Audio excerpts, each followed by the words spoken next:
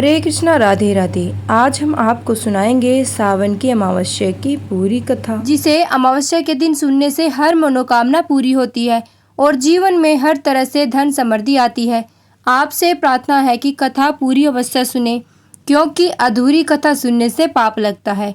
हाथ में दक्षिणा अवश्य रखें, क्योंकि खाली हाथ कथा नहीं सुनी जाती है। और कथा की शुरुआत से पहले हमारे चैनल को सब्सक्राइब करके एक बार कमेंट में दिल से हर हर महादेव अवश्य लिखें। आइए अब शुरू करते हैं। पितरों की शांति के लिए किए जाने वाले धार्मिक कार्य विशेष फलदायी होते हैं। ये अमावस्या किसानों के लिए भी विशेष महत्व रखती है, क्योंकि इस दिन हल और खेती में उपयोग होने वाले उपकरणों की भी पूजा होती है। इसीलिए इसे हलहारिणी अमावस्या भी कहा जाता है। इस दिन किसी भी महत्वपूर्ण वस्तु की खरीदारी या बिक्री भूलकर भी नहीं करनी चाहिए। साथ ही इस दिन अपने द्वार पर आए निर्धन या याचक को अपने घर से इस दिन खाली हाथ नहीं लौटाना चाहिए। इस दिन किसी को भी कटु शब्दों का प्रयोग नहीं करना चाहिए, न ही इस दिन मांस मदिरा का सेवन करना चाहिए। आइए कथा शुरू करते हैं। एक समय की बात है, काशी के पास एक राजा राज्य करता था, जिसकी 2 रानियां थी। बड़ी रानी राजा को बहुत प्रिय थी। वो दिन रात राजा के साथ ही रहती थी, जबकि छोटी रानी को राजा कभी भी पति का सुख और प्रेम नहीं देता था, क्योंकि छोटी रानी बहुत ही धार्मिक स्वभाव की थी। वो प्रतिदिन घंटों घंटों तक भगवान के ध्यान, पूजा, जप में लीन रहती थी। आए दिन छोटी रानी का कोई न कोई व्रत रहा करता था। छोटी रानी सभी अमावस्या के व्रत पूरी श्रद्धा से करती थी। वो अमावस्या के दिन बड़ के पेड़ की पूजा करने जाती थी और कोरे कलश में जल भरकर वट वृक्ष के पास रखती थी। साथ ही वो 4 देसी घी से चुपड़ी रोटियां, दूध, दही, छाछ और गुड़ भी वट वृक्ष के नीचे रखकर आती थी। छोटी रानी हर अमावस्या पर बड़ के पेड़ की पानी से सिंचाई करती, उसमें रोली लगाती, कलावा बांधती, चावल चढ़ाती, पेड़ की 5 परिक्रमा लगाती, घी का दिया जलाती और उस वृक्ष को वस्त्र भी चढ़ाती थी। तो एक दिन बड़ी रानी और उसकी मुंह बोली बुआ ने छोटी रानी के खिलाफ राजा के कान भरने शुरू कर दिए।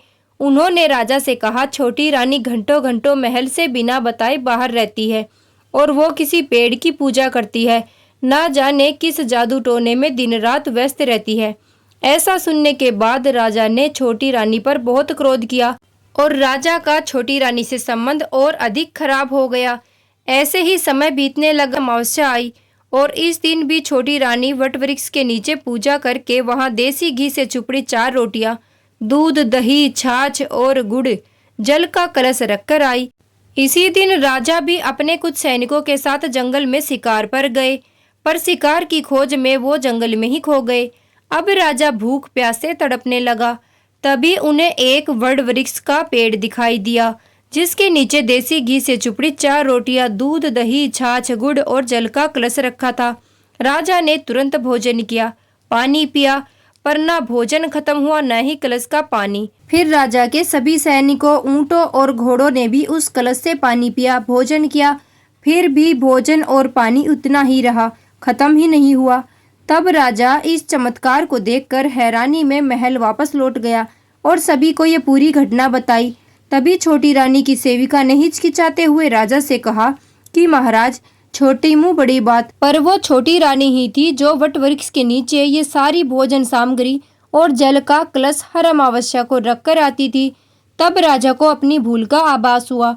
उसने बड़ी रानी की कान भरने वाली बुआ को निष्कासित करके काशी भेज दिया और पूरे राज्य में यह घोषणा कर दी कि सभी लोगों के लिए अब से अमावस्या का व्रत करना बहुत आवश्यक है, ताकि सभी के घर सुख समृद्धि बनी रहे, सभी क्षत्रियों का सुहाग अटल रहे।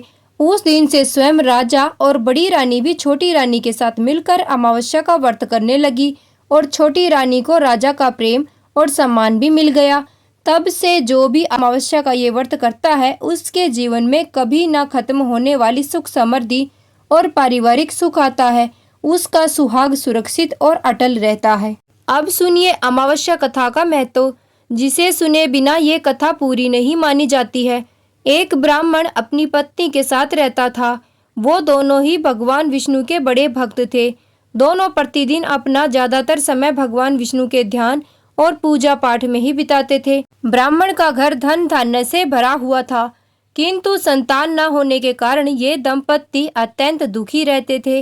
एक दिन ब्राह्मण ने अपनी पत्नी से कहा, मैं तपस्या करने के लिए वन में जा रहा हूँ। इसके बाद वह भगवान श्री हरि विष्णु पर भरोसा करके संतान की कामना लेकर वन में तपस्या करने के लिए चला गया। जंगल में ब्राह्मण ने कठोर तपस्या करते हुए कई वर्ष बिता दिए, लेकिन उसे कोई भी फल की प्राप्ति नहीं हुई।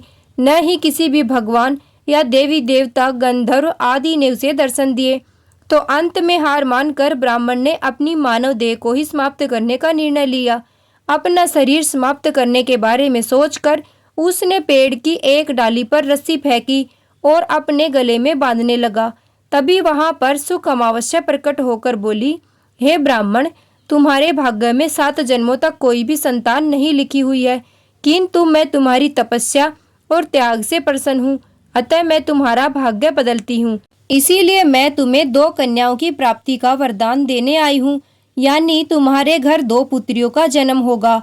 तुम अपनी एक कन्या का नाम अमावस्या रखना और दूसरी कन्या का नाम पूनम रख देना। तुम घर जाकर अपनी सत्री से कहना कि वह 1 वर्ष तक अमावस्या का व्रत रखे और अमावस्या के दिन 1 कटोरी चावल भरकर उस पर दक्षिणा रखकर दान कर दे। सुख अमावस्या देवी की ये बातें सुनकर वो ब्राह्मण खुशी खुशी घर आया और अमावस्या देवी से मिलने वाली सारी वरदान की पूरी घटना अपनी पत्नी से सुनाई। सुख अमावस्या देवी के आदेश पर उस ब्राह्मण की पत्नी ने अमावस्या के सभी व्रतों को पूरी श्रद्धा के साथ करना आरंभ कर दिया। सुख अमावस्या के आदेश अनुसार व्रत करने से कुछ ही महीनों के बाद उस ब्राह्मण के घर वरदान में कही गई बात के अनुसार 2 दिव्य और सुंदर कन्याओं ने जन्म लिया, यानी सुख अमावस्या देवी का दिया वरदान सत्य हो गया। ब्राह्मण का भाग्य बदल गया। ब्राह्मण के घर अब 2 देवियां थी, जिनमें से एक कन्या का नाम अमावस्या रखा, दूसरी कन्या का नाम पूनम रखा गया। जब ब्राह्मण की दोनों बेटियां बड़ी हुई तो ब्राह्मण ने उनका विवाह तय कर दिया। बड़ी बहन अमावस्या धार्मिक परिवर्ती की कन्या थी। वह काफी समय भगवान की पूजा और धर्म कर्म में ही व्यतीत करती थी। इसके विपरीत पूनम भगवान की सत्ता में बिल्कुल भी विश्वास नहीं करती थी। बड़ी बहन अमावस्या के घर में सुख समृद्धि के भंडार थे, पर छोटी बहन के घर में सदा दरिद्रता ही छाई रहती थी। जब बड़ी बहन अमावस्या को अपनी छोटी बहन पूनम के बारे में ये सब पता चला तो वह बेहद दुखी हुई। तब अमावस्या अपनी बहन के लिए ढेर सारा सामान लेकर उससे मिलने गई। छोटी बहन के घर पहुंचकर अमावस्या ने उसे 1 वर्ष तक सुख अमावस्या का व्रत करने की सलाह दी। साथ ही अमावस्या ने इस व्रत को विधि पूर्वक करने के बारे में भी अपनी बहन पूनम को बताते हुए कहा कि तुम 1 वर्ष तक सुख अमावस्या का व्रत करना और 1 कटोरी चावल भरकर उस पे दक्षिणा रखकर दान कर देना। ऐसा करने से तुम्हारे जीवन में दरिद्रता और सभी कष्ट दूर हो जाएंगे और घर में सुख समृद्धि आने लगेगी। पूनम ने अपनी बहन अमावस्या की ये बातें मानते हुए बिल्कुल ऐसा ही किया, जिसके बाद 1 ही साल के भीतर अमावस्या व्रत की कृपा से पूनम का घर धन धान्य से भर गया और उसके घर में एक सद्गुणों वाले बेटे ने जन्म लिया। इस प्रकार से जो भी विधि पूर्वक इस अमावस्या का व्रत करता है उसके घर में सुख समृद्धि आती है। ओम पितृदेवताय नमः। राधे राधे।